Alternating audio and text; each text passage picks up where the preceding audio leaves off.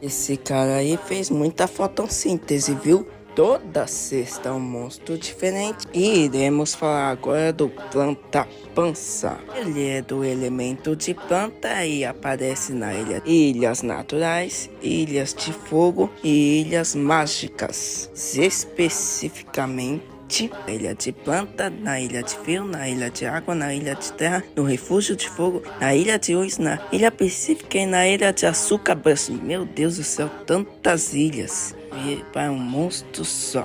As planta-panças crescem como ervas daninhas. Elas são sempre bem-vindas para cantar no coro, desde que fiquem em vasos e se abstenham de invadir o espaço do outro. Ah, daqui a pouco vai dizer que roubar é errado, não pode nem quebrar uma lei de privacidade agora.